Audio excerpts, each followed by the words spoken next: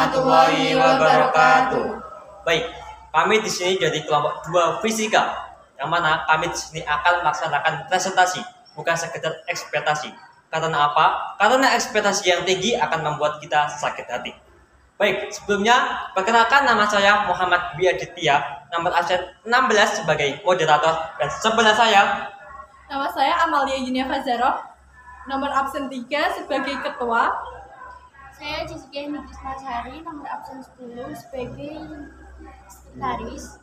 Saya Naila Intan Maharani Kafuza, nomor absen 20 sebagai pelaku. Saya Nurmala Afulaila, nomor absen 26 sebagai kameramen. Saya Sylvia Putri Ramadhani, nomor absen 34 sebagai pelaku. Baik, tadi adalah merupakan perkenalan dari kelompok kami. Tidak usah banyak lama-lama, mari kita saksikan videonya.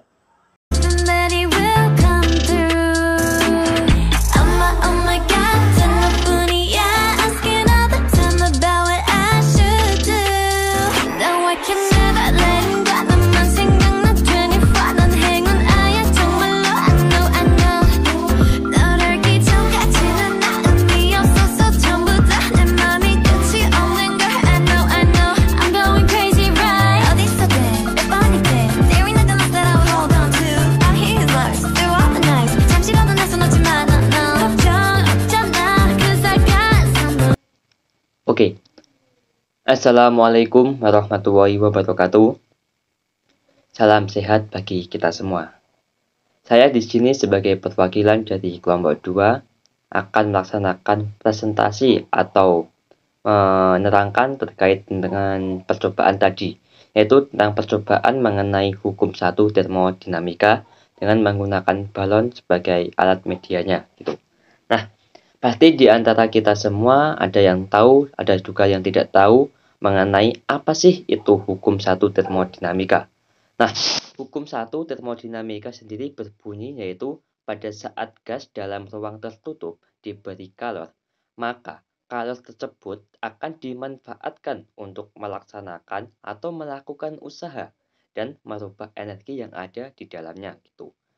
Nah, di antara kalian juga ya ada yang mengira bahwa apa sih bagaimana sih rumus dari termodinamika. Nah, rumus dari termodinamika yaitu adalah Q sama dengan delta U ditambah dengan W.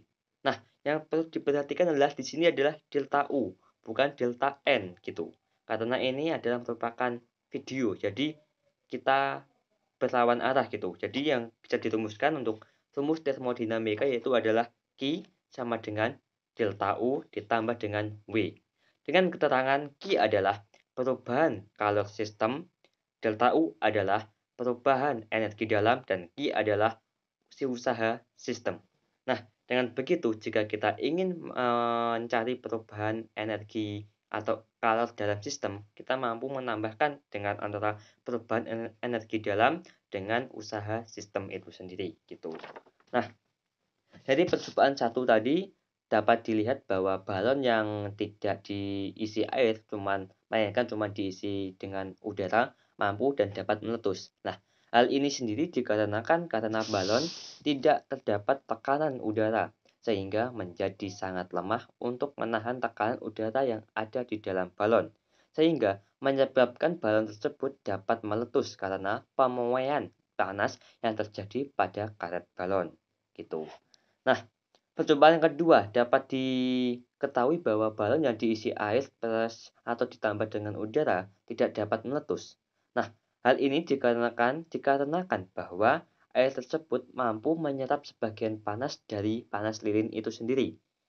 Sehingga karet dari balon tersebut tidak mudah untuk menerima panas, maka karet tersebut akan tetap menjadi konstan atau tetap stabil lah suhunya. Sehingga perlahan-lahan udara atau panas yang dari lilin itu sendiri tidak dapat mengakibatkan balon dapat meletus gitu. Nah, di lain sisi juga disebabkan juga oleh tidak terdapatnya oksigen dalam gas atau dalam gelas ini sendiri, sehingga tidak terjadi sirkulasi udara yang dapat mengakibatkan api dalam gelas itu mati. Tuh. Nah, dalam proses yang kedua tadi dapat diketahui bahwa balonnya itu tidak meletus. Nah, mengapa tidak meletus? Dalam proses pemeletusan atau meledaknya suatu balon itu sendiri melalui beberapa proses atau beberapa lewatan lah. Yang pertama adalah panas dari lilin itu sendiri disebarkan lagi ke pertama adalah balonnya. Setelah balon itu terkena panas lalu disebarkan lagi kepada air. Setelah airnya itu panas, maka balik lagi ke dalam udara yang ada di dalam balon itu sendiri. Jika suatu balon ini sendiri dipanaskan terus-menerus, maka air yang di dalam balon itu sendiri tidak mampu menahan panas dari lilin, sehingga akan diteruskan ke dalam udara yang ada di dalam balon. Dengan begitu, semakin panasnya yang diberikan pada balon, maka suatu balon itu sendiri tidak dapat menampung panasnya, sehingga dapat mengakibatkan balon tersebut dapat meletus gitu. Nah, balon dapat meletus dan dapat dilihat juga dari dalam percobaan kedua, balon yang dibakar itu sendiri atau didekatkan dengan lilin tidak dapat meletus, melainkan dapat masuk ke dalam gelas. Nah, hal ini sendiri dikarenakan karena oksigen dalam gelas tidak menerima atau mengeluarkan oksigen. Dengan begitu, panas yang ada di dalam gelas itu semakin maksimal sehingga mengakibatkan balon dapat masuk ke dalam gelas gitu. Nah, dari percobaan yang telah kami lakukan tadi, percobaan 1 dan percobaan 2, maka kita mampu menarik kesimpulannya bahwasannya suatu ruang sangat membutuhkan sirkulasi udara. Karena dengan sirkulasi udara, oksigen akan selalu bertukar. Dengan begitu, udara di dalam suatu ruangan tidak dapat tercampur dan dapat tetap terjaga dan stabil. Tuh. Nah, yang pertama tadi adalah yang kedua adalah api yang terdapat di dalam gelas dapat mati.